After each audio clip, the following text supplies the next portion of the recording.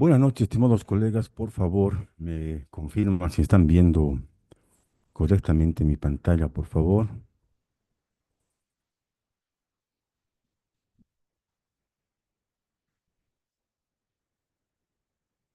Buenas noches, Licen. Se ve muy bien la pantalla. Muy, muy amable, muchas gracias. Empezamos entonces. Estábamos teniendo unos pequeños problemas técnicos para la transmisión en vivo, pero bueno, ya está. Entonces iniciamos, estimados colegas. Hoy día vamos a iniciar un libro que es un poco largo, pero es muy bonito, la verdad, es muy interesante. Y sería bueno que participamos y bueno, empecemos a ver la necesidad de aprender todo esto, ¿no? Para el examen de ascenso. Nuevamente, muy buenas noches, soy el licenciado Ciprián Farfán y un gusto nuevamente estar con ustedes en esta nueva sesión.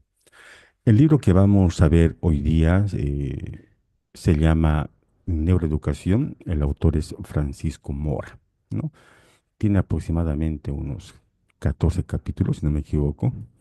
Y si ustedes me permiten, vamos a ir desglosando cada uno de ellos sin saltar mucho, porque siempre repito esto, ¿no? Es importante ver primeramente los textos en su amplitud, porque no sabemos, pues, ¿no? Qué tipo de preguntas van a entrar. Por lo tanto, no podemos poner en riesgo solamente ver algunos resúmenes, algunas diapositivas solamente y estar seguros que es suficiente, ¿no? Somos ya testigos, algunos somos ya con mucha experiencia en esto y a veces por un punto, ¿no? No accedemos al ascenso de categoría y ese punto puede ser pues la aplicación de una de estas preguntas. Entonces, sin más, colegas, nuevamente bienvenidos. Vamos a empezar este texto. El primer capítulo de este libro empieza con una introducción. Si bien este libro se ha escrito hace mucho tiempo, pero sigue siendo, ¿no? Una novedad la neuroeducación. Podemos conocer muchas estrategias, algunos conceptos, pero en ese tiempo era muy necesario plantear, ¿no? En el tema educativo, qué era la neurociencia. Entonces, el primer capítulo empieza haciendo esta pregunta, ¿no? ¿Qué es neuroeducación? Y en el texto dice, neuroeducación es una nueva visión de la enseñanza, pero aquí no toma en cuenta estrategias, didácticas, planificaciones, sino netamente lo cree que está basada en el cerebro. Y ahora dice que neuroeducación es tomar ventaja de los conocimientos, primeramente, sobre cómo funciona el cerebro, que es muy importante, esta parte es importante, cómo funciona el cerebro de nuestros niños, ¿no? Eh, Antes, si usted se acuerda cómo era la educación tradicional, no era tomado en cuenta qué dificultades puede tener el cerebro o qué tipo de situaciones podría estar sufriendo el cerebro. No solamente es tomado en cuenta si sabe, no sabe, si es apto o no es apto. Y lo más importante, que si bien esto es un tema a veces médico, pero es importante que conozcamos lo más básico para que luego nos apoyemos en la psicología, en la sociología, ¿no? ¿Para qué? Para intentar o para decidir cómo mejorar y potenciar los procesos de aprendizaje. Y la memoria, ¿no? Que muchas veces la memoria, el término memorización y repetición, a veces se ha tornado como un tabú, ¿no? Como algo prohibido. Pero vamos a ver que la memoria pues forma parte importante del aprendizaje, ¿no? Ahora, evidentemente, cómo lo ejecutas va a ser la diferencia, ¿no? Entonces, ¿para qué? Para que podamos nosotros enseñar mejor. Si nosotros no tomamos en cuenta primeramente la situación del cerebro, cómo está formado, qué dificultades, inclusive qué discapacidades puede tener un niño, difícilmente nosotros vamos a enseñar mejor. Aquí plantea desde el primer momento que si nosotros vamos y solamente ponemos el título y exponemos y luego nos quejamos que no aprenden, es que no estamos aplicando correctamente ni la didáctica, ni la pedagogía, ni mucho menos la neuroeducación. Entonces, ese es el concepto de la definición que da Francisco Mora para poder describir qué es neuroeducación. Ahora, ¿cuáles son las herramientas de la neuroeducación, ¿no? ¿Qué vamos a aprender o qué propone este autor para que nosotros tomemos en cuenta como herramientas? Lo primero dice, para enseñar de forma más eficiente en todo el arco de lo que entendemos como enseñanza, sea general o especializada. Entonces, la neuroeducación va a ayudar a esto, nos va a dar herramientas, estrategias para que podamos entender, ¿no?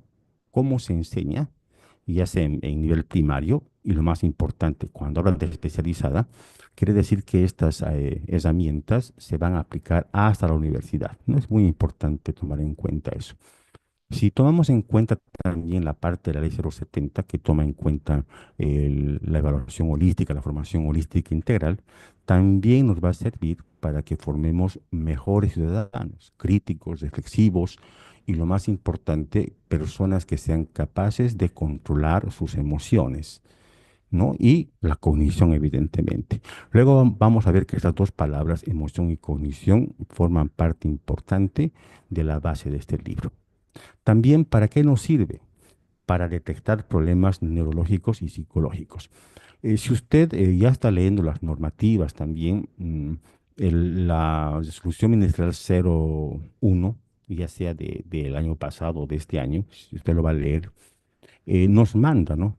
Especialmente a los profesores de inicial y primaria, que en el primer trimestre se debe identificar aquellos estudiantes que tengan algún tipo de condición o enfermedad para que sea, o también que sea detectado como potencia máxima o como talento extraordinario, como llama la ley, para que pueda ser informado a la dirección y la dirección sea encargada de contactarse, ¿no? con los centros de atención especial para que nos puedan dar la normativa, la guía para poder a solucionar los problemas de estos estudiantes.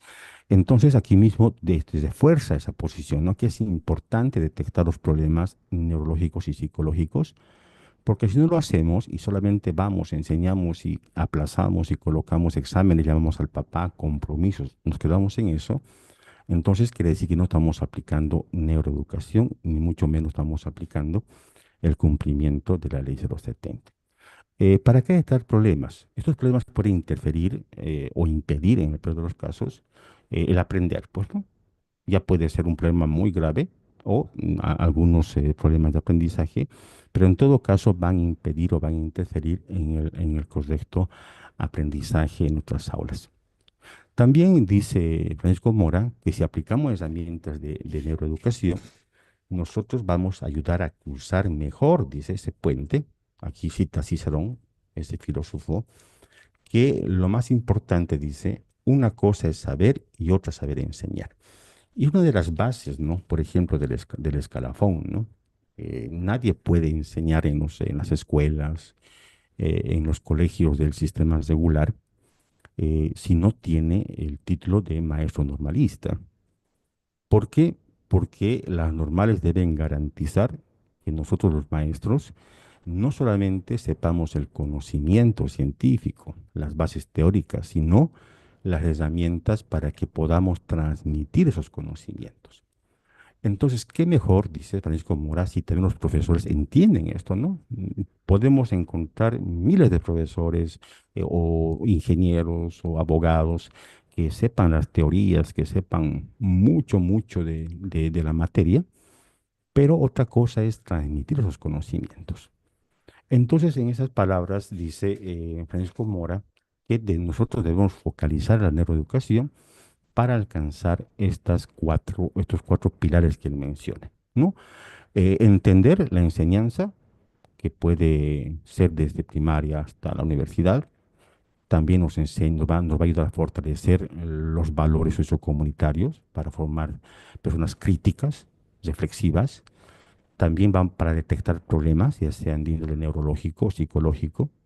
Y lo más importante, tiene que convencernos que si bien tenemos el conocimiento teórico, tenemos que adentrarnos, especializarnos para poder fortalecer ese saber enseñar, ¿no? Llegar al estudiante, que el estudiante pueda conseguir lo que hemos planificado a principios de año, en nuestras aulas, etcétera. También aquí un poquito voy a hacer un espacio para poder dar otros conceptos, porque es importante que usted se convenza que esto es importante para la educación en Bolivia. Si bien es cierto, en Bolivia muchas teorías se han dado a conocer, pero siempre, ¿no? Vemos que se va cambiando, aparecen otras, etcétera. Pero esto creo que es una base importante y lo que había dicho ya hace mucho tiempo ya está esta teoría y se sigue fortaleciendo y se está comprobando que es importante tomar en cuenta esta rama, esta neuroeducación en las escuelas. Entonces, desde un tiempo, los investigadores, ¿no? Ojo, investigadores, empezaron a vincular la neurociencias, que empezó primeramente como un tema médico, en las escuelas para obtener un desarrollo social sostenible. Cuando hablamos de desarrollo social sostenible, cuando hablamos de social, estamos hablando de que las personas, desde su formación hasta que se conviertan ciudadanos, deben garantizar no solamente la cuestión social, legal, sino también la cuestión de producción, la cuestión cultural, la cuestión de educación, etcétera. ¿No? Entonces, estos conceptos, esta situación tampoco pues es cuestión de solamente este siglo, ¿no? Ya desde Hipócrates, ya en la antigua Grecia, ya se daba, ¿no? Se vislumbraba ya la importancia de tomar en cuenta a la situación de aprender, a la cuestión del cerebro, cómo puede influir las emociones, cómo puede influir en los descubrimientos, el juego en los niños, ya se tomaba en cuenta, por lo tanto, solamente lo que se ha hecho es poder fortalecer con teorías, comprobarlas y luego escribirlas, como en este caso Francisco Mora. Entonces, la neurociencia va a permitir siempre, ¿no? Comprender el proceso de aprendizaje en las estructuras más complejas del cerebro. Ahora, evidentemente, nosotros como educadores, y este libro tampoco es muy complicado, no pretende, ¿no? Ir a la neurociencia, sino conocer conceptos básicos para que nosotros podamos entender qué es lo que nos sirve como docentes para transmitir conocimientos de forma adecuada, teniendo en cuenta variables, ¿no? Como la didáctica, las emociones, la motivación de los estudiantes. Muchas veces, aunque esto es muy básico y a veces muy repetitivo, hemos llevado ya el tema del juego, el tema de didácticas, etcétera, pero muchas veces en las aulas no se ve, ¿no? Prácticamente solamente se va, se coloca el título, se explica, a veces se sigue utilizando la exposición frontal. Ahora, evidentemente hay muchas situaciones como el tiempo, como la disposición del aula, la infraestructura, no podemos ser muy negativos, ¿no? Pero en todo caso, esto tiene que alentarnos, si bien es cierto para el examen de ascenso, pero también para poder fortalecer nuestro trabajo docente. Entonces, con esos conceptos estamos viendo que es importante tomar en cuenta la neurociencia y convertir en neuroeducación para fortalecer nuestros procesos de enseñanza-aprendizaje. Ya en el capítulo 2 da algunos pilares cerebrales básicos, ¿no? Aquí están unas palabras a veces tal vez muy técnicas, pero como les digo, solamente los primeros capítulos da a entender lo más básico y luego vamos a ir a lo que nos compete a nosotros como maestros, ¿no? Entonces, en la parte de los pilares cerebrales básicos, él empieza a decir, pues, que hay que entender y conocemos que el cerebro humano, pues, es increíble, ¿no? Es un órgano muy especial, no solamente cómo funciona, si usted da cuenta, el cerebro está pensando, está calculando, está acordándose de cosas que habíamos olvidado, por lo tanto, es increíble el funcionamiento. Pero si bien esto es importante, también es encargado, tenemos que convencernos de eso, que está encargado de expresar la conducta, el lenguaje, el pensamiento y los sentimientos. ¿No? Sino también está tomado en cuenta para diferentes situaciones y no solamente está dado en el contexto biológico. ¿Esto qué quiere decir? Que muchas veces en la educación tradicional se ha separado, pues, ¿no? La emoción, la empatía, los sentimientos de la educación. Famoso el dicho, ¿no? Que la letra entraba con sangre y no se pretendía aplicar ahí a ver qué pasa, qué problemas tiene el niño. No, directamente era que aprendan sí o sí. Pero aquí nos dice que es muy importante entender que el cerebro también forma parte no solamente de información y conocimientos, también se encarga de todo lo que son los sentimientos, los pensamientos, la lengua, etcétera. Entonces, con esta importancia que da Mora al cerebro, nos da a conocer esos dos pilares. La primera es la cabeza prefrontal y luego vamos a ver cómo es el desarrollo en los diferentes niveles o etapas de la vida del niño y por supuesto hasta nosotros los mayores, ¿no? Entonces, la primera parte que dice la corteza prefrontal, que vamos a conocer primeramente qué hace esta parte, dice que la corteza prefrontal, como primer s- función del cerebro, es la elaboración de los procesos mentales. No, eso lo sabemos, ¿no? Pues eso lo pensamos. Por lo tanto, la corteza prefrontal está encargada de la elaboración de los procesos mentales. ¿Qué tipo de procesos, no? Pensamiento racional, el simbólico, ¿no? La lógica, ¿no? Si una cosa está pasando, ya intuimos que va a pasar. Y la parte simbólica, ¿no? Entender lo que se está viendo como imagen o entender algunas señales. Por lo tanto, todo el cerebro lo va entendiendo, lo va decodificando para poder dar un proceso mental. Si esto está bien elaborado, si está bien estructurado desde primaria, entonces nos dice que las personas, los niños en su proceso, van a tener una gran fortaleza en la toma de decisiones. ¿No? Entonces, no solamente es intuir que el niño, cuando sea mayor, va a aprender, ¿no? A tomar decisiones. Es por eso que tenemos niños que en primaria dudan, ¿no? Baja autoestima, no pueden estar seguros de lo que hablan o de lo que escriben, algunos problemas contra la violencia, tantas situaciones, es importante la toma de decisiones.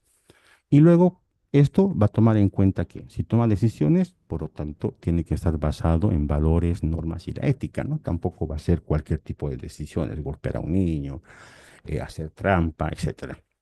Entonces, miren, la corteza prefrontal, si bien es cierto que está encargado de los procesos mentales, pero estos procesos mentales están sobre la base de decodificar información.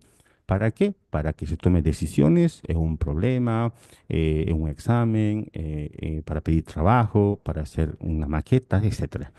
Pero siempre tomando en cuenta los valores, normas y ética. Y si usted se da cuenta de esto, esto también es parte de la ley 070, ¿no? Está tomado en cuenta que todos los procesos educativos tienen que estar siempre sobre la base de los valores sociocomunitarios. Entonces, dando fe a todo lo que está hablando aquí, él nos explica cómo es el desarrollo para entender que el cerebro, pues, empieza a funcionar, pues, desde que está la mujer embarazada, la madre embarazada. Dice que empieza a funcionar ya 16 días tras la fecundación. Miren qué tan importante, 16 días tras la fecundación, el cerebro ya está formándose.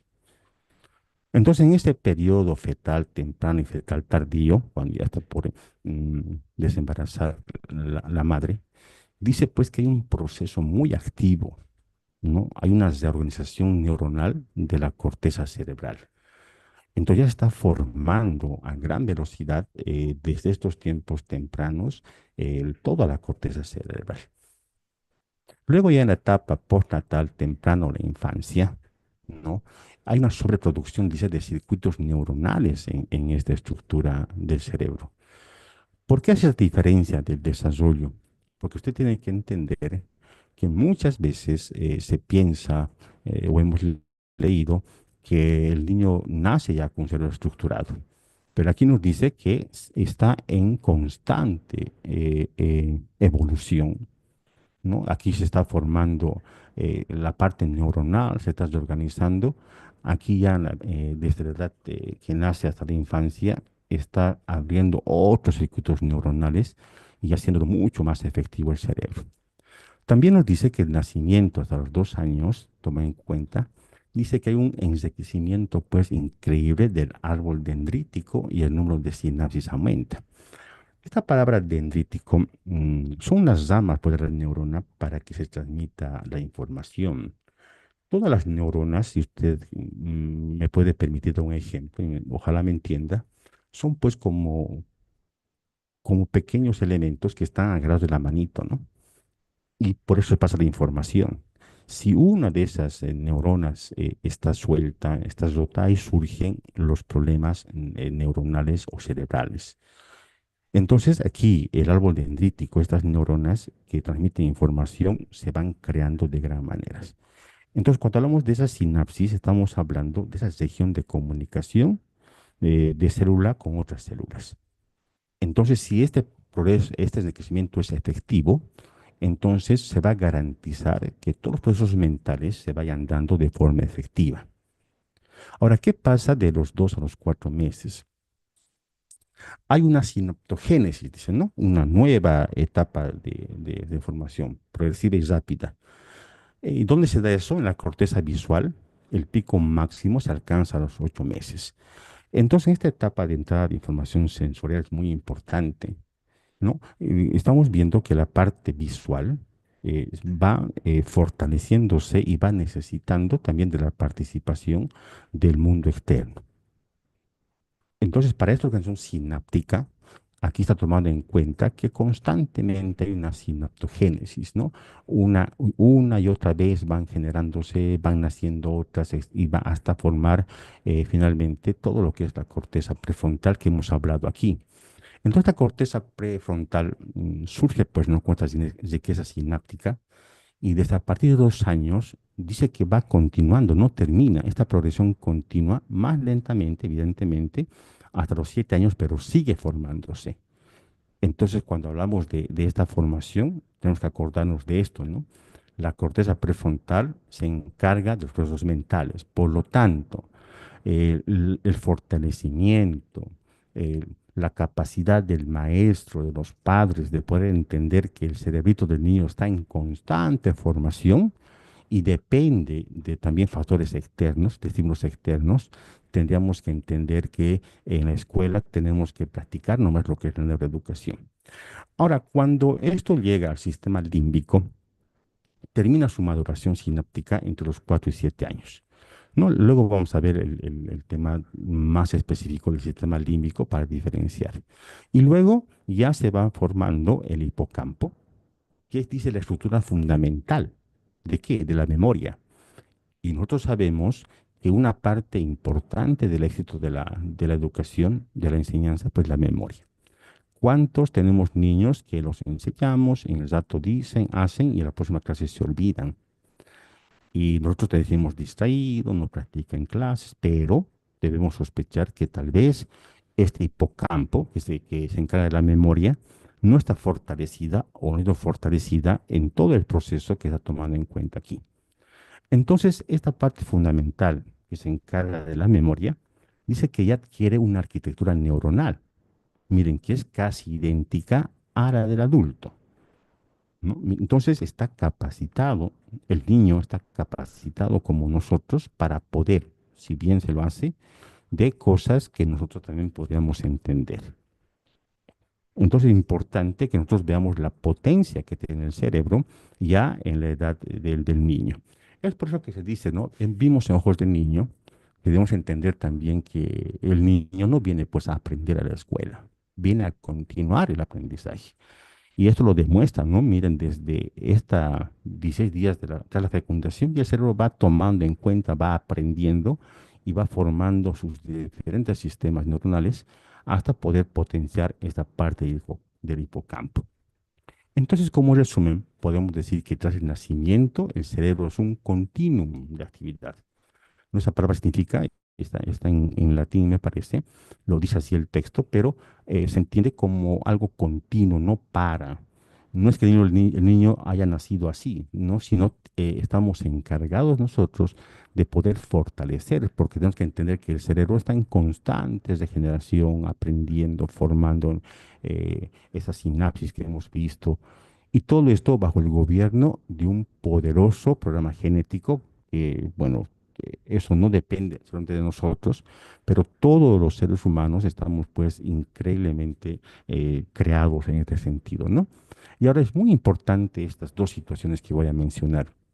Si bien el programa genético no lo podemos nosotros determinar, porque el niño puede ya nacer con un tipo de problema, pero esta parte es importante que los padres lo tomemos en cuenta.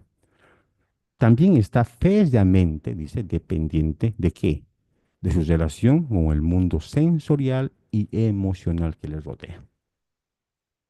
Entonces, no solamente es decir, no entiende, no puede, no, también nosotros estamos encargados de potenciar ese cerebrito con contexto sensorial.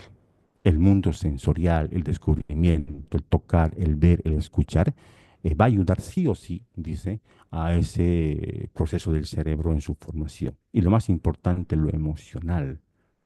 Es algo que tal vez muchas veces la escuela se ha ido sacando poco a poco y serán los lineamientos, las reglas, no sé, y la escuela ha dejado un poco la emoción para dedicarse netamente a cuantificar, ¿no? Cuánto se sabe o cuánto no se sabe.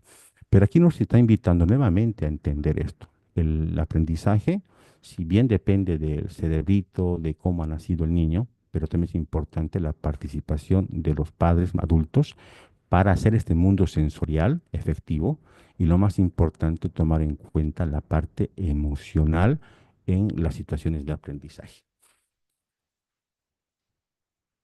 En este capítulo de este pequeño ejemplo, donde dice que el cerebrito se desarrolla o se produce de una forma asincrónica, ¿no?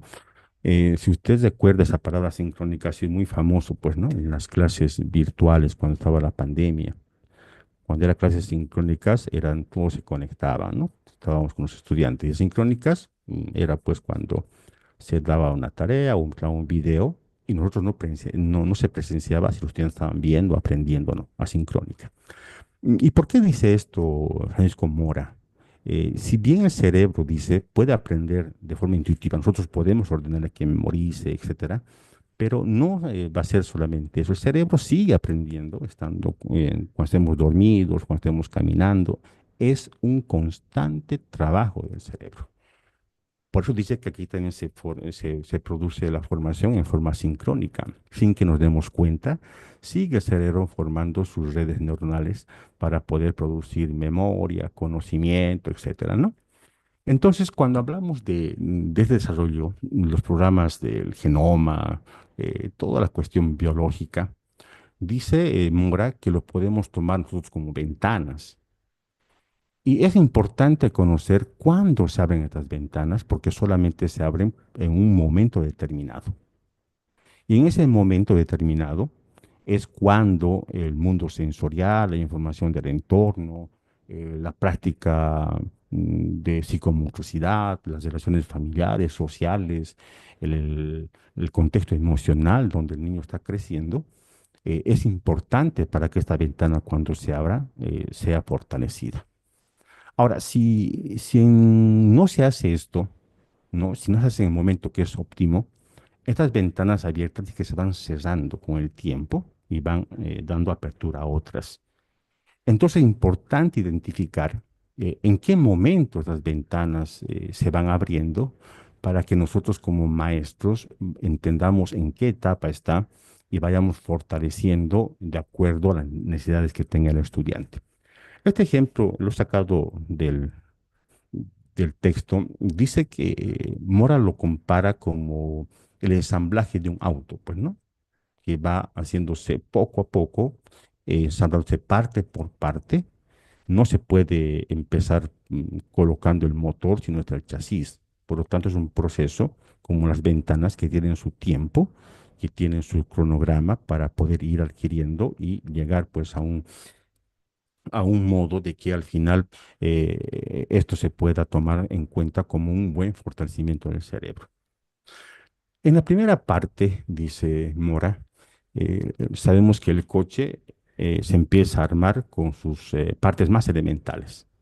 Y para nosotros, tomando en cuenta la relación con neuroeducación, son los genes, ¿no? Esto no depende de nosotros, depende de la potencia genética del padre y la madre, pero las primeras bases sí o sí lo va a dar, pues, en esencia, la fecundación.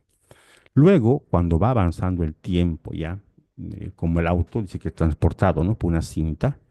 Y aquí toma en cuenta que es importante el tiempo en la neuroeducación, ¿no? Si va avanzando poco a poco, por lo tanto el tiempo, entender que cada etapa, cada situación del niño es importante tomarlo en cuenta para que podamos seguir ensamblando ese cerebrito. Luego ya más allá, cuando ya está en medio recorrido, van montando más piezas, ¿no? Van tomando en cuenta las llantas y para nosotros el que va a montar más piezas, escuchen bien, según neuroeducación, es el medio ambiente. Hasta aquí es los genes, ¿no? La parte de genes, el niño nace, pero aquí ya cuando el niño ya empieza ya a tener contacto con el mundo, dice que va a ser muy importante el medio ambiente, los colores, los ruidos, el tema de contacto, el amor, el medio ambiente. Entonces, tomando en cuenta todos los factores, son también importantes para que el cerebro siga teniendo más piezas, más sinapsis, más estructuración de neuronas, etcétera. Luego pues, sigue yendo el caso, ya está más formado, en este caso tenemos nuestro cerebro del niño, y aquí va tomando en cuenta, dice, que si bien el tiempo es importante para poder entender qué es lo que está pasando con el cerebro y también entender que hay ventanas que están sujetas a diferentes situaciones, entonces aquí la pregunta surge, pues, ¿no? ¿Cómo puede ser el número de piezas que se quieren montar en cada periodo del recorrido? ¿O puede haber dificultad en su montaje? Entonces aquí es importante tomar en cuenta el periodo prenatal, perinatal, la infancia, etcétera, hasta tomar en cuenta hasta la vejez, hasta la senescencia, porque hemos dicho que el cerebro va a estar siempre en continua actividad hasta que nosotros lleguemos a morir. Entonces nosotros tenemos que entender con esto que este recorrido no termina pues como del auto, ¿no? Hasta que sale y se vende, sino que va a estar siempre determinado por las etapas que tenemos en la vida hasta llegar a la vejez. Ya casi en el proceso final de este ejemplo, dice que también hay que entender que si bien se hace el intento, ¿no? Con el medio ambiente, con el amor, etcétera, es evidente que algunas estructuras, algunos cerebros de los niños ya van a tener defectos, ¿no? Eso no lo podemos cambiar. Aquí en la parte primera, en la parte genética, ya ha habido una neurona dañada, ya ha habido una situación de alguna discapacidad, etcétera. Pero tomamos en cuenta eso, ya tienen mutaciones, etcétera, que pueden dar paso a ciertas patologías o anomalías. No quiero tomar en cuenta palabras que discriminen, pero lo estoy diciendo tal como está en el libro. Tenemos que entender que estas piezas no han sido pues adecuadas, no han sido tomadas o formadas adecuadamente. Entonces, eh, y si esto no está fortalecida por procesos del medio ambiente, seguramente va a ser mucho más difícil poder ayudar a este tipo de estudiantes. Entonces, ¿qué quiere decir con esto? Si bien pueden nacer niños ya con dificultades, con problemas genéticos, pero si nosotros como medio ambiente, como contexto sensorial, no ayudamos a fortalecer estas partes dañadas, va a ser mucho más difícil más adelante poder solucionar o ayudar a este tipo de personas. Ya en la parte final de este ejemplo, da el tema de la ventana plástica, pues lo que habíamos hablado hace un momento. Si bien es un término que nos ayuda a entender que una ventana se abre o se cierra, pero cuando habla de ventana plástica se está refiriendo a que en este ejemplo, cuando el coche va siguiendo todo ese proceso de montaje, y lo mismo pasa con el cerebro, ¿no? Que va formándose con el tiempo, diferentes condiciones, con emociones, etcétera. Dice que esos cambios intrínsecos, ¿no? Del interior, dice que requieren periodos en los que se pueda ajustar las piezas que vienen del medio ambiente. Esto quiere decir entonces que si bien la parte genética ya da forma, estructura al cerebro, con algunas patologías tal vez que sean anormales, pero tenemos que entender que nosotros como contexto medio ambiente tenemos la posibilidad de que de alguna manera se ajusten estas dos piezas. Vale decir que hay solución para algún tipo de condición en los estudiantes si se la atiende de forma temprana.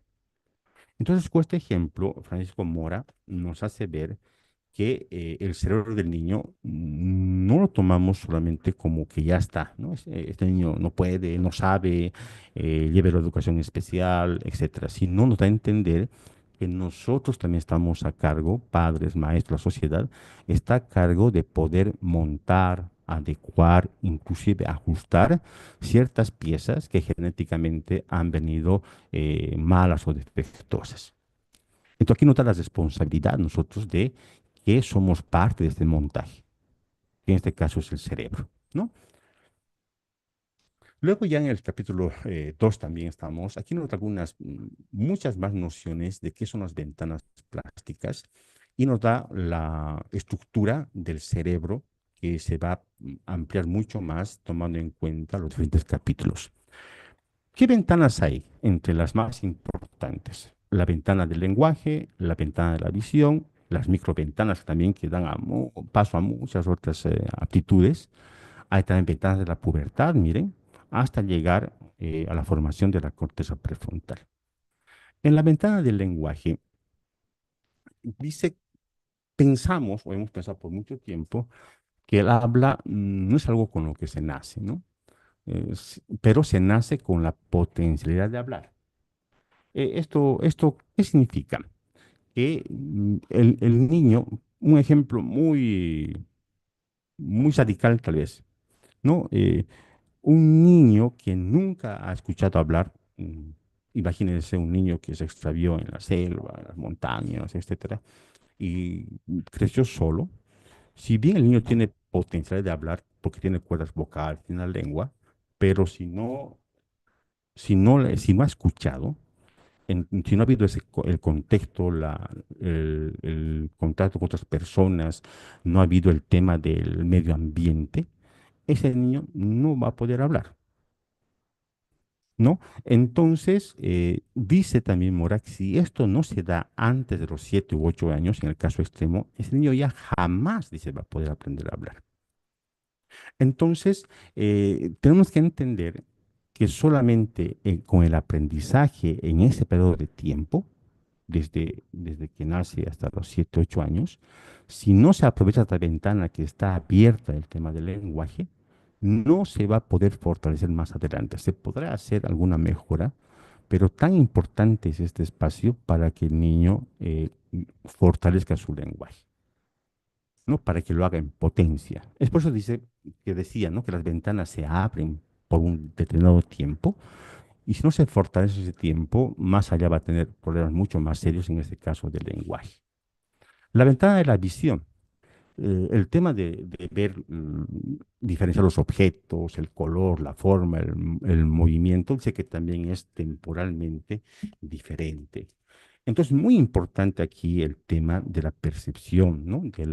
Del contacto con el mundo exterior, porque solamente con eso se va a fortalecer el tema de escuchar a otras personas, de diferenciar colores, de ver la naturaleza, diferenciar formas. El cerebro solamente viendo, escuchando, percibiendo, el cerebro va a estar en constante decodificación, aprendiendo, sin necesidad de que sea un aprendizaje presionado, ¿no? Sentado, repitiendo. El cerebro lo va a hacer por sí solo. En el tema de las microventanas, que son muchas, inclusive dice que hay duración de horas o días solamente para unas microventanas.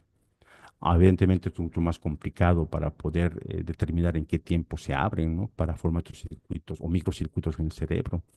Pero nosotros, si conocemos las estrategias de la neuroeducación, el conocimiento de esto, tal vez sin importar cuándo se abre, cuándo se cierra, si es constante, las herramientas de neuroeducación aplicadas en el aula, podemos ayudar a este niño, ¿no? Las subventanas, por ejemplo, la semántica, cómo aprende el sentido de las palabras, va a ser diferente, ¿no? Al tiempo de adquisición de la sintaxis, por ejemplo. ¿No? Si bien el niño pregunta, ¿qué es esto? Pregunta cómo se llama y aprende el significado de las palabras, pero ese proceso es cuando es niño, pero cuando sea en secundaria va a ser ya importante la construcción de oraciones, el tema de reglas del lenguaje, pero son ventanas que tenemos que aprovechar, ¿no? Para que podamos lograr el aprendizaje. También hay ventanas de la pubertad, mire, como algunos ejemplos. A veces nosotros decimos, ¿no? Es su edad, en la edad del burro, etcétera, pero dice que si conocemos los mecanismos, cómo está funcionando el cerebro de ese niño en edades tempranas, vamos a ver que el tema de procesamiento, de codificación o codificación, va a depender también pues, de la carga genética, uno, pero también de la carga ambiental biológica, la cultura, el tema de hormonas. Pero todo esto, aunque es muy complicado y es el tema de rebeldía, pero dice que en este momento también se abren pues muchas más ventanas y lo más importante dice que en este tiempo de la pubertad, donde el niño está muy activo por el tema hormonal, dice que en ese tiempo se va a fijar los verdaderos patrones de conducta del individuo. Si en ese tiempo de la pubertad no se actúa en la educación, en valores, en el tema de todo el proceso de enseñanza-aprendizaje, entonces vamos a fallar. El niño va a tener problemas conductuales en el futuro, porque no se ha aprovechado el tiempo, ese tiempo que donde el cerebro está abierto a estas situaciones, por lo tanto va a ser pues un poco más dificultoso más allá, ¿no? Entonces, tomando en cuenta las leyes biológicas, el tema de la carga genética, todas esas cosas, eh, vamos a ver que se está preparando también por la etapa que es la adolescencia, ¿no? Pero en todo caso es importante que en este tiempo se va a fijar los patrones o nuevos patrones de conducta del individuo. Cuando ya llegamos a este tipo de formación ya en la corteza prefrontal que hemos visto que es el cargo de los procesos mentales, entonces aquí dice algo muy importante, ¿no? Esta área, si bien está a cargo de los procesos mentales, está nada menos implicado en lo que consideramos más humano. Miren, como vimos hace un momento, ¿no? Procesos mentales, luego toma de decisiones y vimos valores, ética. Entonces, aquí se va repitiendo la ética, la moral, el razonamiento, la responsabilidad social, el control de las emociones, la impulsividad. Es encargado la corteza prefrontal. Inclusive está encargado, dice, de la planificación de la propia vida del individuo. Entonces, esta parte del cerebro, dice, de la que hablamos, no termina de madurar hasta los 25 y 27 años. Entonces, no podemos pensar nosotros que solamente en un tiempo podemos enseñar valores, ¿no? Muchas veces hemos dicho alguna vez, ¿no? Tal vez erróneamente, viendo esto, al niño decimos, aquí yo no enseño, aquí a saludar, eso en la casa se enseña, o en secundaria, eso debieron enseñarte en la casa, pero estamos viendo que es importante que este aprendizaje enseñanza continua, tomando en cuenta que hasta los 25, 26 años podemos seguir aportando a la formación de esta corteza prefrontal, vamos a tener seguramente ciudadanos mucho más éticos, responsables, críticos, reflexivos, solidarios, empáticos, responsables, todas esas situaciones, ¿no? Entonces estamos a cargo, mire, la sociedad, y nosotros como maestros, de estar constantemente aportando en la formación final de esta corteza prefrontal. Ahora, ¿cómo está estructurado el cerebro, no? Aquí ha habido muchas teorías que han dicho que no hay hemisferio derecho o izquierdo. Inclusive un libro, ¿no? Que es Psicología del Desarrollo, se contradicen estos los libros, ¿no? Porque este está de acuerdo con tomar en cuenta, ¿no? Aunque no toma como una separación marcada, pero sigue tomando en cuenta que hay parte del cerebro que están a cargo de ciertas actividades. Entonces, en este libro, el cerebro adulto, dice que hoy sabemos, él confirma, ¿no? Con ciertos estudios, que el cerebro adulto como continuación del periodo de formación, de desarrollo, sigue siendo plástico, ¿no? Las ventanas siguen apareciendo. Pues aquí nuevamente se afirma que el cerebro va a ir aprendiendo, formándose hasta que nosotros terminemos de morir, ¿no? Es cambiante. La propia neurona es plástica, dice, entonces es flexible, se va acomodando, va aprendiendo, va creciendo, va formando nuevas funciones neuronales, etcétera.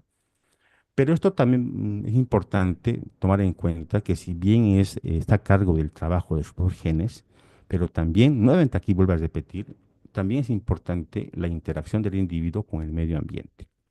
Entonces, no solamente la parte genética está a cargo de este fortalecimiento cerebral, sino aquí da nuevamente importancia al medio ambiente, ¿no? El contacto, la interacción del individuo, en este caso de nuestro estudiante, con el medio ambiente. Entonces he tomado en cuenta dos hemisferios, ¿no? El derecho y el izquierdo. ¿Ya? En la parte del hemisferio derecho, o llamado también hemisferio creador, es pues el cerebro holístico, global, ¿no? Entonces, esta parte del cerebro realiza asociaciones de tiempos, de espacios, es más artístico, genera música, imágenes, dibujos, imagina, crea, compone y funciona, algo muy importante aquí, bajo el foco de una atención dispersa y en parte inconsciente. ¿No? Es muy importante esto. Nosotros para enseñar, por ejemplo, matemáticas, necesitamos una atención pues focalizada, mientras que para el arte, para la cuestión de esta parte del cerebro, dice que se puede dar hasta inconscientemente, ¿no? Un artista, por ejemplo, hemos visto muchas películas, muchos documentales de artistas que van al campo para inspirarse, ¿no? Están ahí y se les viene la idea. ¿No? No saben cómo, ellos no han hecho el esfuerzo de estructurar pensamientos, fórmulas, la idea viene y crean. Por lo tanto, no precisa una atención fija, es dispersa, ¿no? Puede estar mirando un árbol, una ave, el río, y luego viene la inspiración y crean música, dibujos, crean estructuras, etcétera. Mientras que el hemisferio izquierdo, que es la parte analítica del cerebro, ahí está donde se desarrolla el lenguaje, la lógica y las matemáticas, ¿no? Entonces, esto sí o sí funciona bajo una atención focalizada, consciente.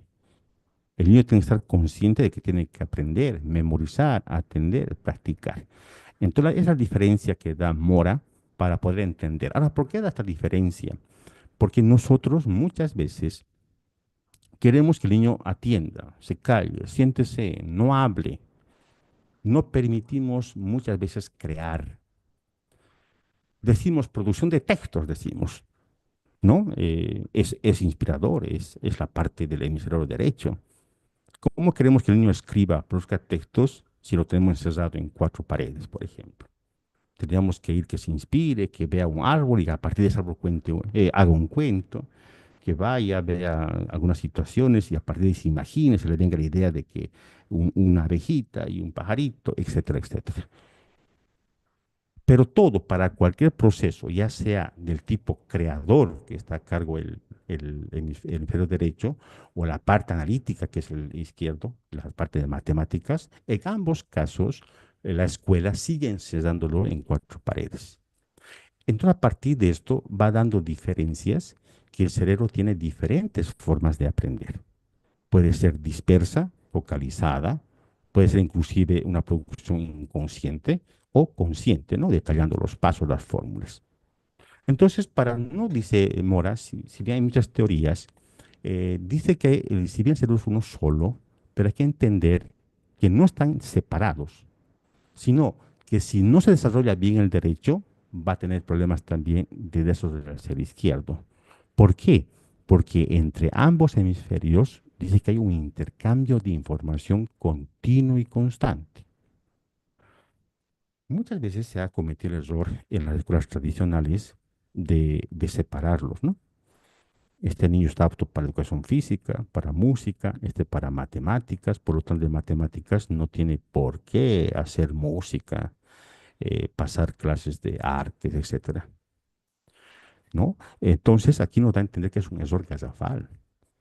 En ambos hemisferios el niño tendría que ser fortalecido, porque la parte del cerebro que no se desarrolla no va a mandar mucha información a esta, por lo tanto tampoco se va a desarrollar. Entre ambos hay una constante relación de información, de aprendizajes, que va a hacer el conjunto global del cerebro mucho más fortalecido.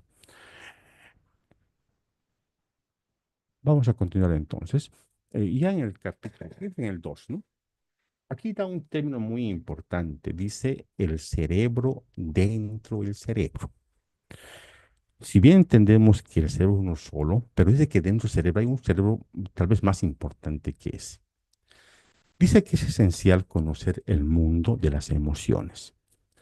Entonces, las emociones, la parte interior del cerebro que está encargado de las emociones, dice que es importante para la esencia de la enseñanza. La elaboración de emociones corresponde al que se conoce como sistema límbico o cerebro emocional. Esto entra en el examen, colegas. Si hablamos entonces de un cerebro, de nuestro cerebro, estamos hablando del cerebro emocional o sistema límbico, cosa que por mucho tiempo no se toma en cuenta. Siempre se ha intuido que el cerebro solamente se encarga de procesos mentales, ¿no? De memorizar, de aprender, de repetir, etcétera. Pero aquí dice que también el cerebro forma parte importante de la formación de emociones. Antes la emoción era un corazón, ¿no? Pero aquí nos dice que el cerebro también está a cargo de la parte límbica. Y lo más importante dice que sin este cerebro emocional, sin este sistema límbico, dice que el cerebro en su totalidad no tendría esa energía, porque aquí dice que la emoción es la energía que mueve al mundo. Entonces, en la parte del sistema límbico hay estos tipos de situaciones, ¿no? Por ejemplo, las sensaciones, lo que se ve, lo que se toca, lo que se oye, lo que se huele. No tiene ningún significado emocional, evidentemente, en las áreas sensoriales específicas de la corteza cerebral, pero se convierten en información dentro del sistema límbico. Usted, por ejemplo, si el caso es, ¿no? Un ejemplo tal vez que va a afectar, pero imagínense a una persona querida que haya fallecido y de por sí usted encuentra una camisa y huele su perfume. Si bien antes ese olor de perfume no implicaba ninguna emoción, ningún recuerdo, pero cuando sienta ese perfume, ese olor, esa parte sensorial, esa parte va a volverse emocional, de recuerdos, y va a traer información que está guardada en el cerebro de cosas que usted ni siquiera sabía que lo tenía guardado ahí. Entonces también el filtro del sistema emocional es allí donde esas percepciones sensoriales ya creadas se les etiqueta de bueno o malo.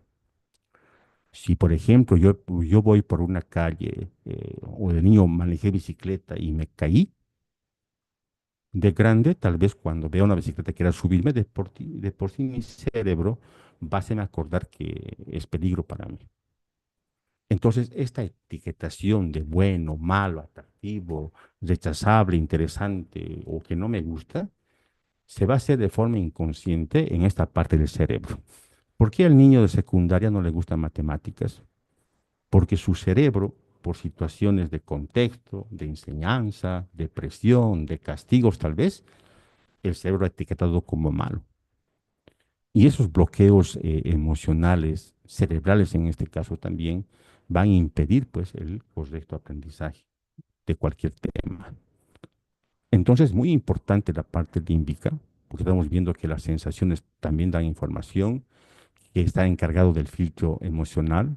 Si el niño desde el primer día de la escuela es agredido, sufre bullying, aparte el maestro lo trata mal, ese niño siempre toda su vida va a tratar de huir de la escuela. ¿Qué pasa en la corteza cerebral? Hemos visto que aquí se construyen los procesos mentales, ¿no? Pensamiento, ideas. Y aquí se forman las partes ejecutivas complejas que están también muy enraizadas en la parte límbica. Y finalmente el hipocampo, que es encargada de la memoria, ¿no? De lo percibido, de lo aprendido. Por lo tanto, estos procesos, este camino que va siguiendo el sistema límbico enlazado con la parte de procesos mentales, están enraizadas en el éxito de ese aprendizaje. Y aquí da la base del libro, ¿no? Aquí da la idea central del libro. Mora y Neuroeducación pretende convencer al maestro, al padre de familia, que la cognición y la emoción están unidos. Por eso dice que es un binomio indisoluble, que no se pueden separar, que no se puede diluir, que no lo podemos separar nosotros como maestros. Si no despertamos la emoción primeramente, si no fortalecemos este sistema límbico que habla aquí Mora, difícilmente vamos a poder también nosotros poder llegar a que el niño conozca, aprenda. Y aquí dice algo muy importante, no hay razón sin emoción. Entonces, para entender esta esencia de lo que es enseñar y aprender, El maestro debe comprender, debe practicar siempre el fortalecimiento de enseñar tomando en cuenta las emociones.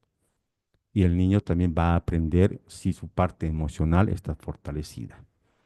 Si la parte emocional, como vimos aquí, y hay un filtro emocional, si ha habido en un momento dado el cerebro ha declarado que es malo, que es peligroso, que te van a reñir si haces mal, que te van a castigar en tu casa si haces esto, entonces está formando bloqueos emocionales que difícilmente van a ayudar a esta parte de la corteza cerebral o del hipocampo. Entonces, con este capítulo, un poco técnico, va denotando ya la importancia de poder entender qué es la neuroeducación y qué tan importante es tomar en cuenta no solamente la parte cognitiva, sino también tomar en cuenta la parte de valores, de emociones, de la alegría de enseñar, del contacto con el medio ambiente, con la naturaleza, de fortalecer sus procesos sensoriales, de que todo proceso en la edad desde nacimiento a diferentes edades, hay situaciones que pueden fortalecer eh, la situación del fortalecimiento del cerebro. Y no solamente es pisada, título, examen y luego salimos de la clase, ¿no? Hay que reestructurar, dar más importancia a la parte de la emoción.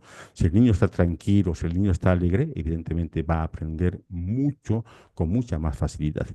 Pues si el niño está con miedo, tiene etiquetas emocionales negativas o tiene un problema psicológico, depresión, maltrato en la escuela o maltrato en la familia, directamente su parte emocional va a debilitar de gran manera a la parte cognitiva.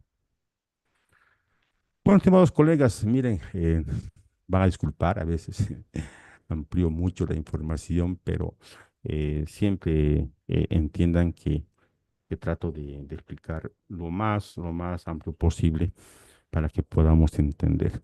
Entonces, aquí, hasta aquí hemos llegado, coleguitas, dos capítulos, falta varios capítulos, les había dicho al principio que vamos a durar mucho con este libro, pero espero que estén de acuerdo, tomando en cuenta que no sabemos qué es lo que va a entrar el examen, por lo tanto, es bueno desmenuzar siempre con detalle cada capítulo. No sé, coleguitas, si alguien quiere participar, complementar o preguntar tal vez alguna situación, estamos prestos aquí a construir conocimiento. Buenas noches, Licen. Está todo perfecto, Licen. Bien explicadito. Licen, está